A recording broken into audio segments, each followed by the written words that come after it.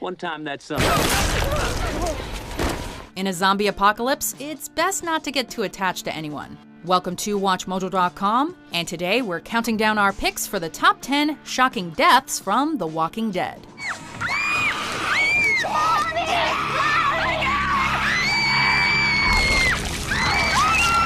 For this list, we're only looking at character deaths from the television series, not the comics or video games.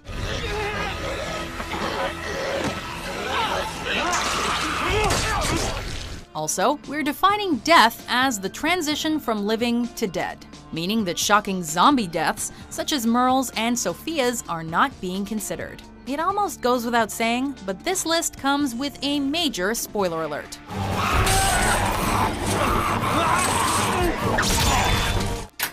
Number 10, Lori Grimes. I think the baby's coming. If The Walking Dead has taught viewers anything, it's that no character is safe. Children, the elderly, the physically fit, they all taste the same to a walker. We have to get back to our cell block and have Herschel help. We can't risk getting caught out there. You're gonna need to give birth to this baby here. Simply put, the world Rick and his group inhabit is one that's been subjected to a great equalizing force, an unyielding lethal threat in the form of walkers. We will survive. My baby has to survive. Please. My baby. For all of us. But even after 2 seasons of death, we never thought they'd kill a pregnant woman. Sure, it made Lori vulnerable, but that just made Rick extra vigilant. In the end, it wasn't the walkers that got her, it was the harsh reality of their new world, and the lack of modern medicine that comes with it. If you were surprised, imagine how Rick felt. And Carl. Oh, no. Number 9, Lizzie Samuels. I'll get you more. Lizzie? After seeing Sophia's fate in Season 2, we learned never to trust The Walking Dead with children. Danger lurks around every corner and at the bottom of every well, making a child's chance of survival low. In an unexpected turn, the deaths of Lizzie and her sister Mika came at the hands of the living. This episode showed us the psychological toll that life in this dystopian world takes on children. First, we watched in horror as Lizzie grew so detached from reality that she killed her own sister, thinking it would prove her belief that walkers aren't bad. Don't worry. She'll come back. Heartbroken, Carol must kill this confused little girl whom she loves dearly, as Lizzie can no longer be trusted around the living. Just look at the flowers.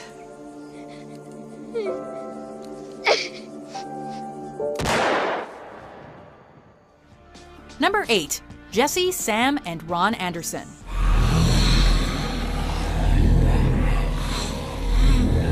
The monsters will come, and you won't be able to run away when they come for you. Sure, everyone suspected that young Sam was not long for this world. The saying, "the meek shall inherit the earth," does not apply in a zombie apocalypse, and Sam was about as meek as they come. Jesse, on the other hand, had just proven herself more than capable when the wolves attacked. Sam really should have stayed behind with Gabriel and Judith, but he insisted that he could be brave. Take Sam. No, Yes, Sam, it'll be safer. I'm not leaving you. But apparently he was wrong. The old zombie guts camouflage trick was working perfectly, but from the very first nervous "Mom," Sam sealed his fate, and that of his family. The way they were torn apart? Brutal. Rick chopping off Jesse's arm? Harsh, but necessary. And then Ron finally snapped. You.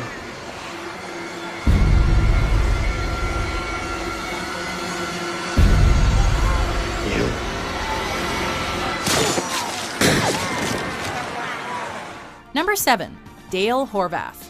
And I'm not going anywhere. Okay. So let's talk about this like men. This one hurt, both for viewers and for Dale. But that's how it goes. You let your guard down for 1 second, and some half-rotten corpse is gonna wander up and take a chunk out of you. Damn it, Dale, why did you spend so long staring at the disemboweled cow rather than looking for the cause? Before Herschel warmed up, Dale was the grandfather figure and moral compass of the group, and his sudden loss hit them hard. Sorry, brother.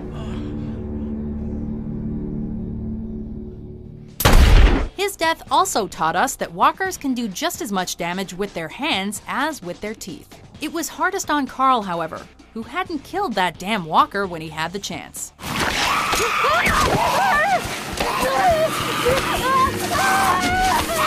Number 6, Denise Cloyd. threw up on my glasses. On this show, you should always be concerned if a secondary cast member starts to get too much screen time in any given episode, since it often means their demise is imminent. But Denise's role in this episode honestly didn't seem like the typical pre-death moment in the spotlight. She had just started a relationship with a main cast member, she'd become essential to the group as a doctor, and had really grown as a character throughout the season. And that speech was fantastic. And I wanted you here because you're alone. Probably for the first time in your life. And because you're stronger than you think you are, which gives me hope. If only we could have heard the end of it. Honestly, who could have seen that crossbow bolt coming? Well, certainly not Denise, given that it entered through the back of her skull. And if you don't wait... Number 5. Noah. Look at you with the aim. Couldn't they have taken Nicholas instead? Glenn had a solid plan for escape, and Nicholas totally blew it. One of the best original characters created for the series, Noah was selfless and extremely likable. Heard you talking to Holly last night. What's her story? But yes. No reason. It's an innocent question. Don't make me hurt you. Tyler James Williams was perfect in the role, managing to fully flesh out the character during his brief time. With his interest in architecture and the defense of Alexandria, we were sure he was here to stay. But apparently that was classic Walking Dead misdirection. We do appreciate the irony of the manner in which he died, though.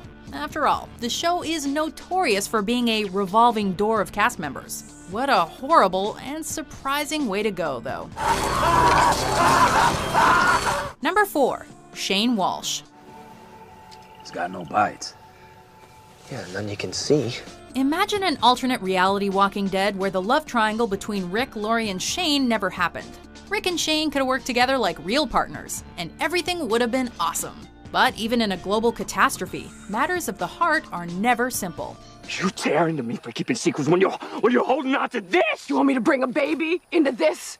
To live a short, cruel life? After almost 2 seasons of tension, the Shane-Rick conflict came to a head with Shane deciding to murder Rick. So this is where you plan to do it?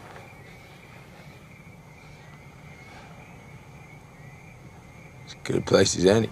We never expected him to succeed, but we also didn't think Rick could bring himself to kill his once best friend.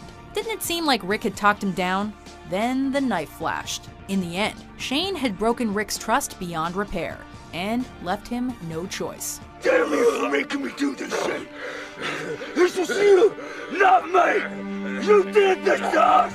Oh, and zombie Shane's death was equally shocking. It's not what it seems, please. Number 3. Beth Green. You keep telling yourself you have to do whatever it takes just until this is all over. We accept that The Walking Dead isn't concerned with our feelings, but this felt unnecessarily cruel. We spent half a season following the group's search for Beth. First, the joyous reunion between Beth and the group is dampened when Lieutenant Dawn Lerner reveals that she will not let Noah leave with them. No, I just need Noah.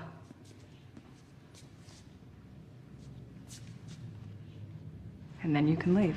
A selfless character as always, Noah accepts, telling the others to go. As viewers, we were sad, but accepted it knowing that Maggie and Beth were about to be reunited, a pick-me-up they both desperately needed. Then, Beth stabs Dawn, and Dawn shoots Beth in the head. We spent so long waiting for this reunion, and it all disappeared with the flash of a gun.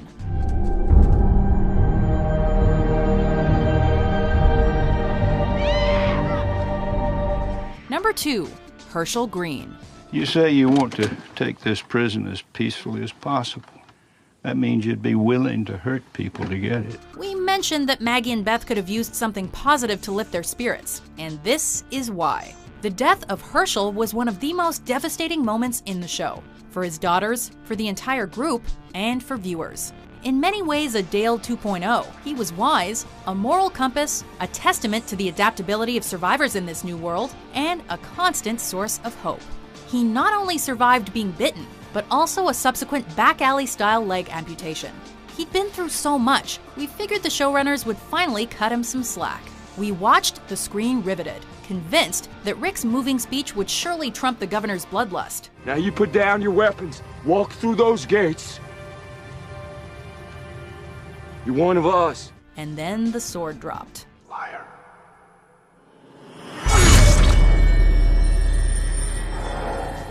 Before we unveil our #1 pick, here are some honorable mentions. Brought a toilet paper?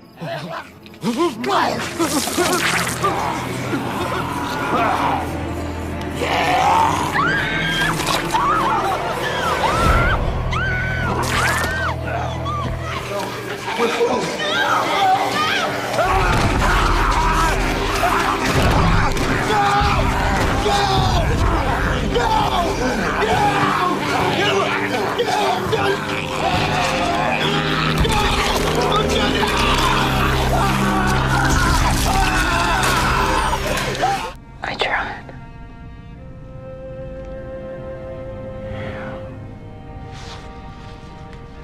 You did.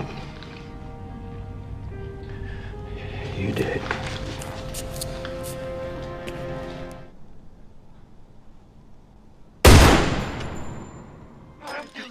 Hey, just stop now. Get away. Stop. Hey. Get away!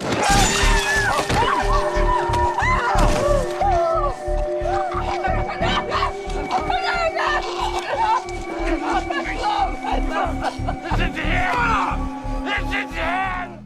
Besides, I already made you a promise.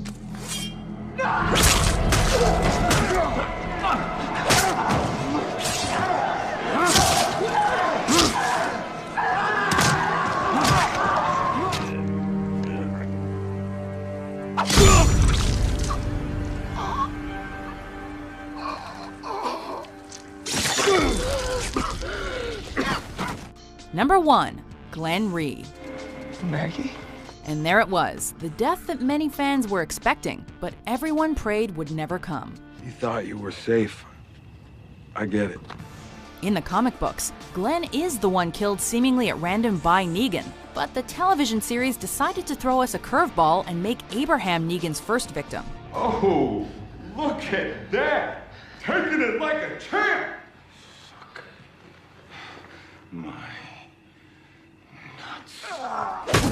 Fans barely had time to process the loss of the show's mustachioed badass before Negan, angered by Daryl's reprisal, makes Glenn Lucille's next victim in the show's most brutal and eye-opening moment to date. Back to it. Just to make sure the grief hit home, I'll find you. Rick later dreams of a future made impossible by Negan, where all the characters, including Abraham, Glenn, and Glenn's unborn child, are enjoying a beautiful picnic together.